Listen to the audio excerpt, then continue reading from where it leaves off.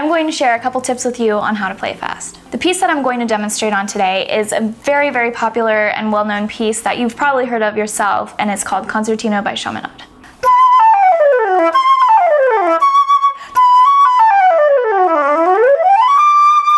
The first thing that you're going to want to do is work really closely with your metronome, and I realize a lot of people don't like working with the metronome, but if you want to play fast, the metronome is going to be your very best friend. Now what we're going to do is we're going to find a slow enough tempo that we can play all the correct notes, all the correct rhythms in this section, and we're going to find the exact tempo marking by tapping it into our metronome.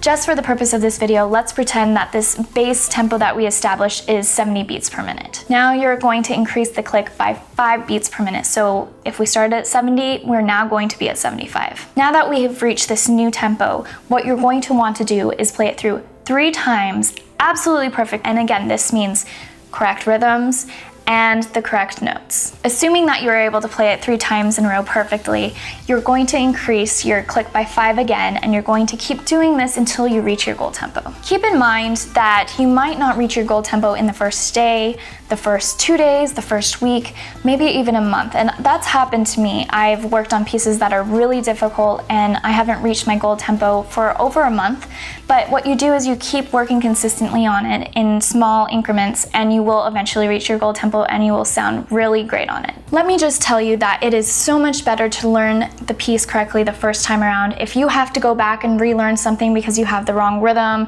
or the wrong notes, it's going to take you so much longer, so it's just better to get it done correctly the first time. My second tip for you is to always analyze the run. Most likely it consists of something you've already learned, whether it's an arpeggio or maybe some type of scale. It might be a major, minor, chromatic scale, and just write it in your music. So for instance, G major, and then that way you always remember when you get to that section that you already know that part. The third tip that I have for you is a practice technique that I use in my practice almost daily, and this works for all sorts of runs. It could be something that is staccato and is tongued, or it could be something that has a big slur all over the whole thing, or a mixed combination of the two. For this exercise, we're going to slur it no matter what the articulation is. The first rhythm that you're going to do with this section is going to sound like this.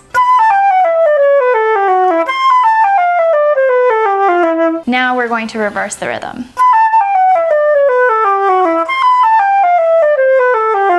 The very last tip that I have for you is to break up the run. You're going to start with the first 2 or 3 notes of the section, and you're going to play them over and over again until they feel really comfortable to you. Now you're going to take the next 2 or 3 notes and do the exact same thing. Now you're going to put the entire section together. Do the same thing with the rest of the section. Finally, you're going to put the entire thing together.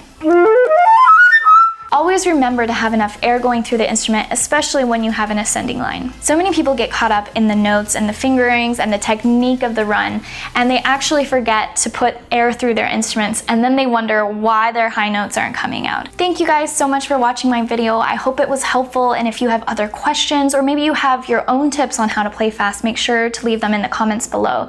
And if you want more videos just like this one, make sure to subscribe to my channel, and I'll see you all very soon.